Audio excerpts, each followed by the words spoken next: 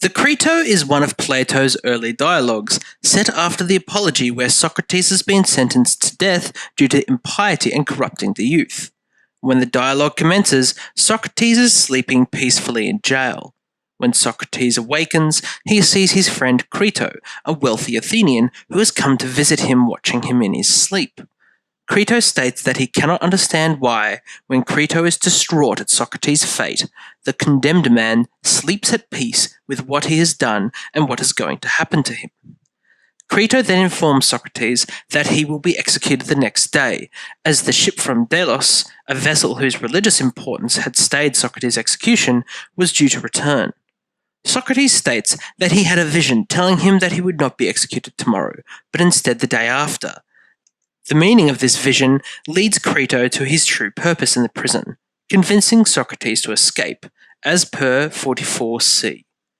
But look here, Socrates, it is still not too late to take my advice and escape.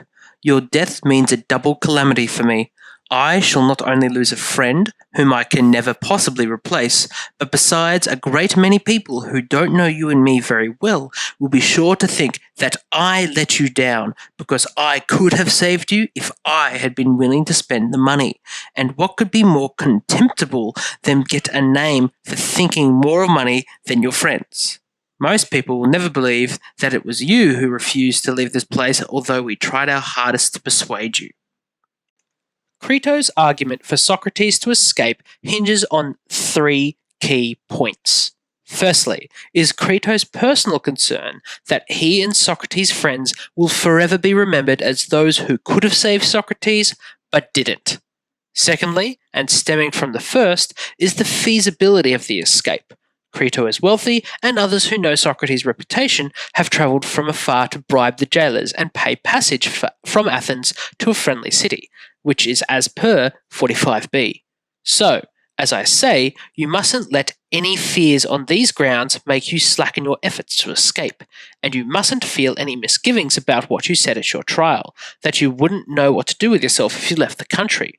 Wherever you go, there are plenty of places where you will find a welcome, and if you choose to go to Thessaly, I have friends there who will make much of you and give you complete protection, so that no one in Thessaly can interfere with you.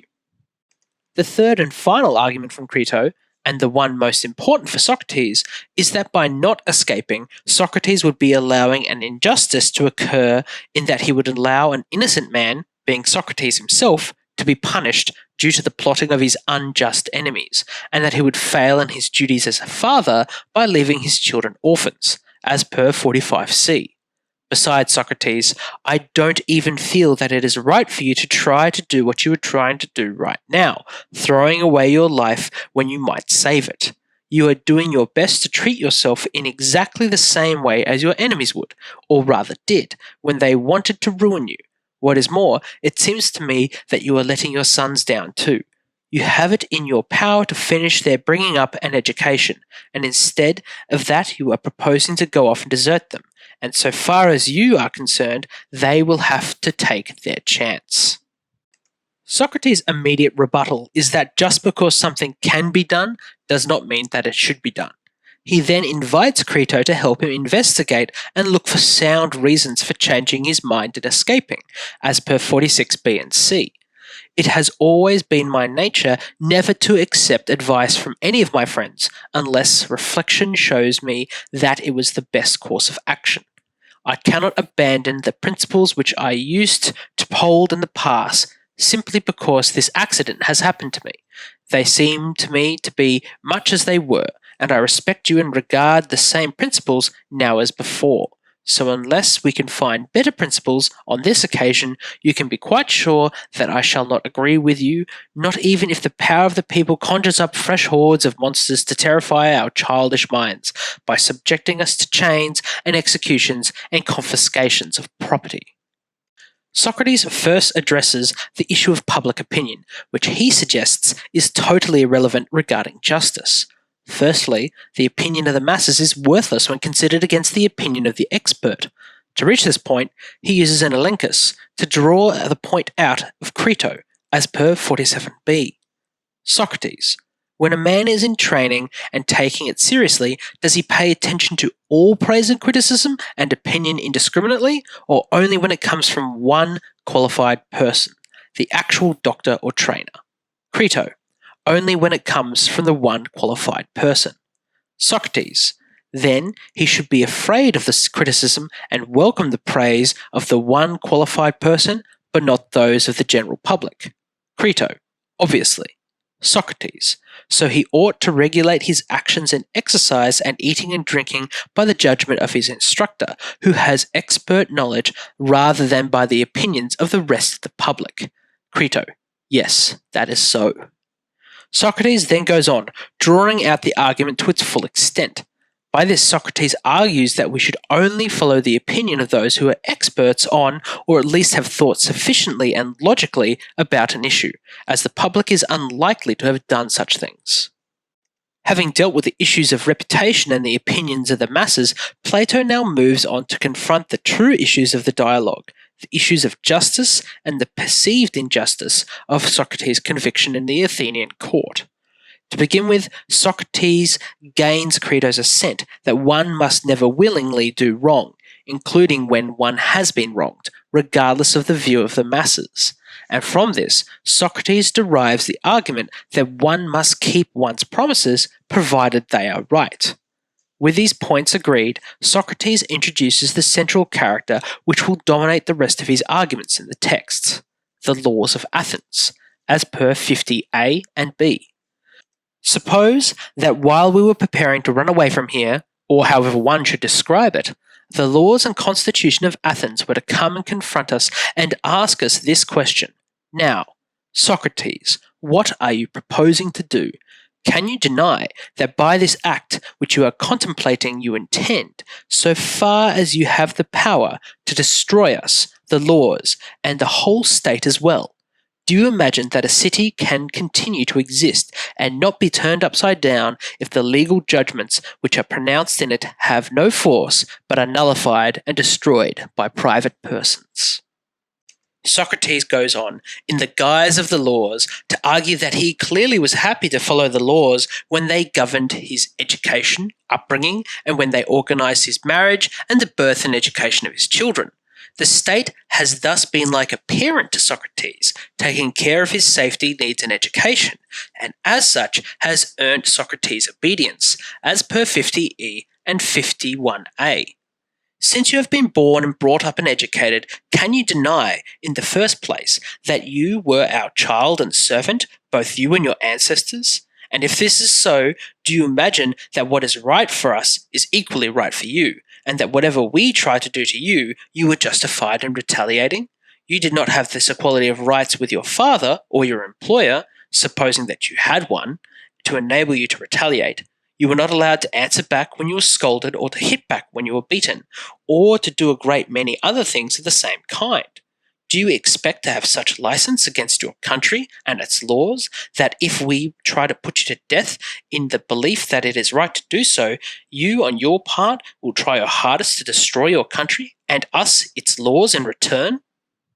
The argument could be made that Socrates never had a choice regarding this compact, but Socrates, as the laws, goes on to state that he had plenty of opportunities prior to his conviction to repudiate this relationship. This reframes this relationship not just as a paternal one, but as a social contract, as per 51d and e.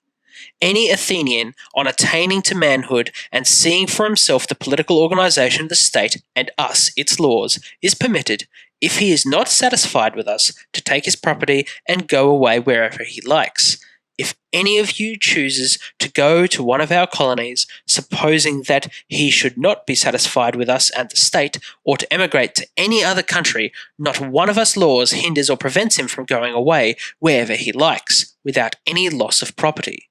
On the other hand, if any one of you stands his ground when he can see how we administer justice and the rest of our public organization, we hold that by doing so, he has in fact undertaken to do anything we tell him.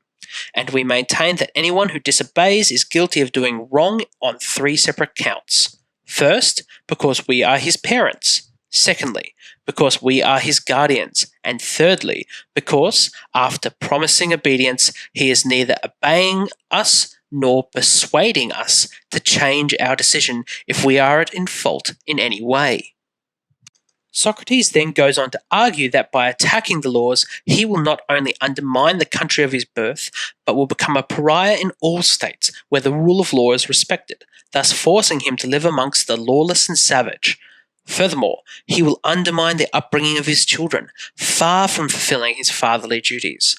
They will either be forced to grow up in the lawless countries where Socrates would still be allowed to stay, or remain behind in Athens, as divorced from him as if he had been killed anyway. The laws then make their concluding argument in 54b.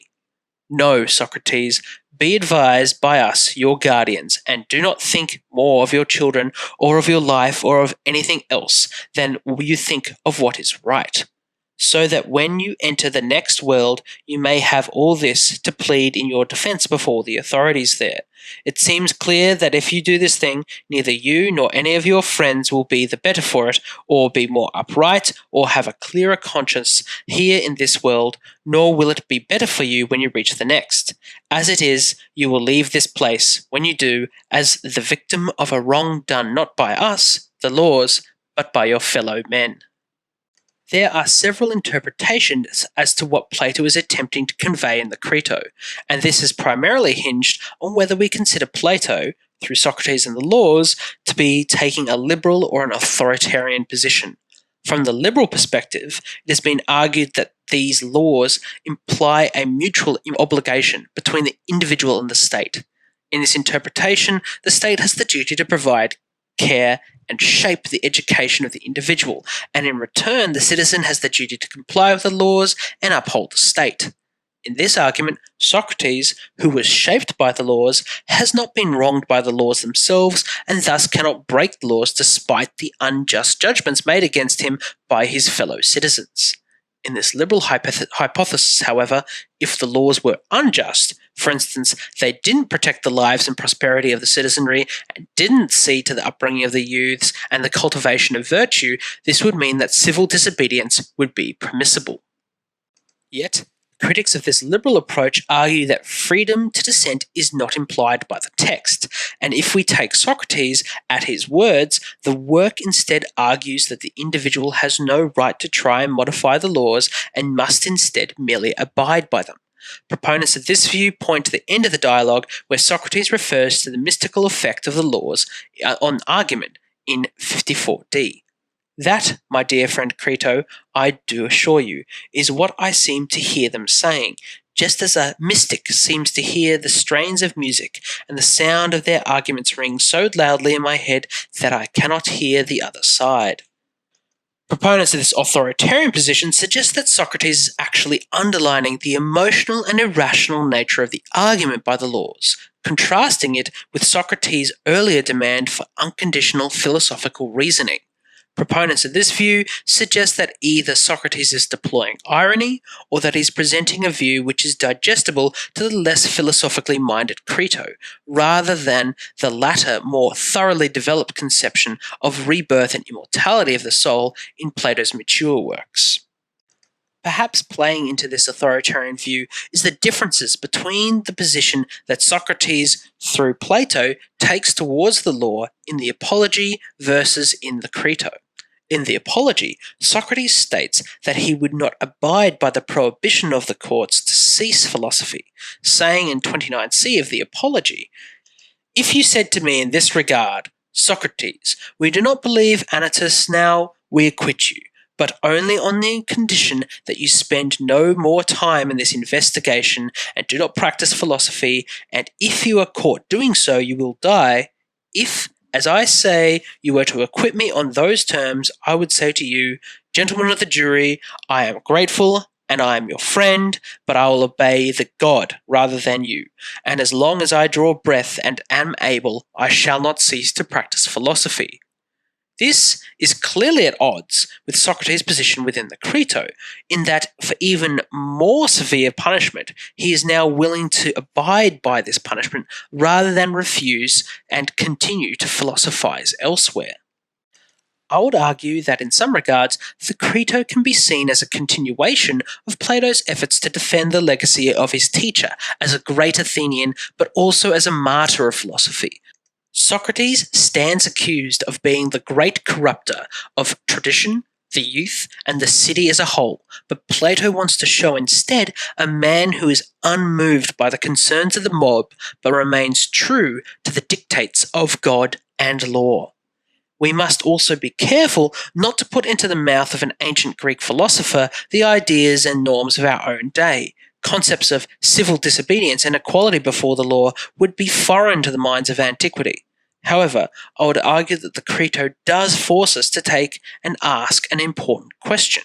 To what extent are we, being the products of a system of cultures, laws, and conventions, required to uphold these social constructs, and to what extent are we free to remake them? Noting that the ends to which we reforge them will be fundamentally defined by the right and wrong, justice and injustice, which we have been ingrained with throughout our youth and development.